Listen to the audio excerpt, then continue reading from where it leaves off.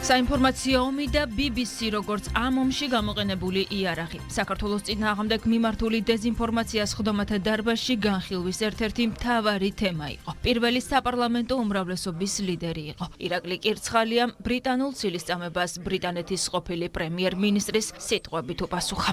მცირე ბიზნესი კვდება. დიდი ბიზნესი მიდის.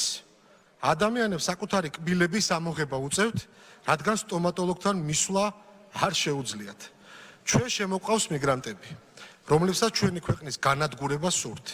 სხვადასხვა ქვეყნის წარმომადგენლებით დაკომპლექტებული ბანდები 10 წლეულების განმავლობაში ახორციელებდნენ წარმოუდგენელ სექსუალურ დანაშაულებებს ახალგაზრდა გოგონების წინააღმდეგ. ეს დანაშაულებები ხელისუფლების მიერ იყო დაფარული. ვერავის ვერ ვაძევებთ ქვეყნიდან. ადამიანის უფლებათა ქსელისა და ჩვენი მართლმსაჯულების სისტემის დივერსიფიცირების გამო. ხალხი საცოცხლო მაგრამ არც კი აქვთ უფლება, რომ ამაზე ისაუბრონ. თუ ტრანსგენდერული იდეოლოგების წინააღმდეგ ხმას ამოიღებთ, შეიძლება ნებისმიერ დროს, ნებისმიერ ადგილას დაგაპატიმრონ. ჰითროუს აეროპორტში, თქვენს სახლში, ოფისში.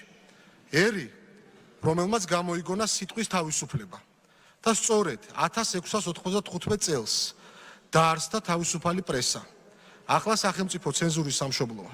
ამ კატასტროფას ბრიტანეთის დაცემას, ინგლისის დაცემას, ლონდონის დაცემას ხელმძღვანელობს მმართველი ელიტა, რომელსაც ჩვენი ქვეყანა სძულს. რაც შეეხება კონკრეტულად BBC-ს, ის დეზინფორმაციის გამავრცელებელი მთავარი იარაღია და მიხარია, რომ პრეზიდენტმა ტრამპმა ამხილა ეს ფარისევლები. მეგობრებო, მე ახლა წავიკითხე და წაგიკითხეთ ბრიტანეთის ყოფილი პრემიერის ლის ტრასის განცხადება. სადაც ძალიან ნათლად და კარგად, რომელიც ძალიან კარგად და ნათლად ასახავს იმ ქვეყნის რეალურ ვითარებას, რომელიც იცლის და აი ამ ბინძური ცილისწამებით არის ჩვენი ქვეყნის მიმართ დაკავებული. მიხედეთ საკუთარ ქვეყანას.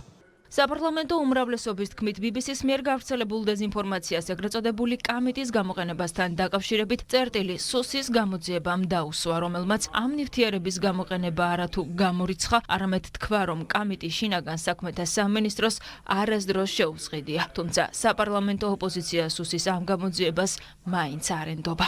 არც მე ვამბობ, რომ ეს იყო კამიტი, მაგრამ თქვენს და ჩვენს ვთანხმდებით იმაში, რომ ნივთიერების გარევა მოხდა, ანუ დანაშაული უკვე ჩადენილია და რა ნივთიერება იყო გამოყენებული, ამას გამოძიება ჭირდება. ამას თქვენ ვერ გამოიძიებთ, ამიტომ დავაინიცირეთ ჩვენ საგამოძიებო კომისიის შექმნა. საერთოდ როგორ და რატომ მოხდა წყლის ჭაუში ქიმიური ნივთიერებების გარევა? ვისი იდეა იყო და როგორ აღსრულდა ის? ქუჩის გადაკეტვა არ არის მიზეზი. მშვიდობიანი დემონსტრანტების წინააღმდეგ გამოიყენოთ წყლის ჭავლი, როგორც არაპროპორციული და არალეგიტიმური ძალა. გიგა ფარულავა, რომელიც იმეორებს, რომ მშვიდობიანი დემონსტრანტები და მშვიდობიანი აქცია იყო. პარლამენტს ეცხლიეკი და პოლიციელებს პიროტექნიკას ესროდნენ სახეში, მოლოტოვის კოქტეილებს ესროდნენ, ქვებს ესროდნენ, ბოთლებს ესროდნენ და ეს იყო ჩვეულებრივი ძალადობრივი აქცია. ის ნივთიერებები, რომელიც დაშვებული არის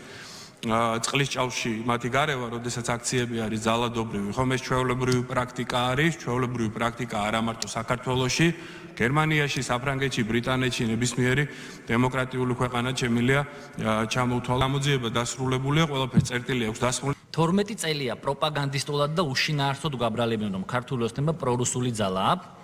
რეალურად ამის დამადასტურებელი ერთი ფაქტიც კი არ აქვს. თვითონ კი საქართველოს უახლეს ისტორიაში ყველაზე დიდი რუსული საქმე გააკეთეს, გაასხვისეს სტრატეგიული ობიექტები და 2008 წელს ევროსაბჭოს რეზოლუციას მხარი დაუჭირეს, სადაც ომის დაწყება საქართველოს სახელმწიფოს დააბრალეს. რეალობის მოდელირება არ გამოვა. ხელისუფლება მომავალშიც კომპრომისის გარეშე დაიცავს ჩვენი ქვეყნის ეროვნულ ინტერესებს და სუვერენიტეტს. მმართველი გუნდის წარმომადგენლებმა ნაციონალურ მოძრაობას დღეს ქართული საგანმანათლებლო სისტემის მესაფლავეებიც უწოდეს. აღნიშნეს ქართული ოცნების ხელისუფლების მიერ მომზადებული განათლების რეფორმა და თქვეს, რომ რეფორმის მიზანი ხარისხიანი და ეროვნულ ღირებულებებზე დაფუძნებული განათლების მიღება იქნება. ჩვენი მიზანი მკაფიოა. ეროვნული ღირებულებების შენარჩუნება და თანამედროვე კონკურენტუნარიანი განათლების სისტემის შექმნა. ჩვენ ვაშენებთ განათლების სისტემას, რომელიც აღზრდის მოქალაქეებს, რომლებიც იცნობენ და აფასებენ საკუთარ ისტორიას, პატივცემენ ეროვნულ ღირებულებებს და ემსახურებიან საქართველოს განვითარებას. ისევ ნაცებმა გამოიდეს თავი. ქართული საგანმანათლებლო სისტემის მესაფლავეებმა ქართული რეფორმის გაკრიტიკება სცადეს.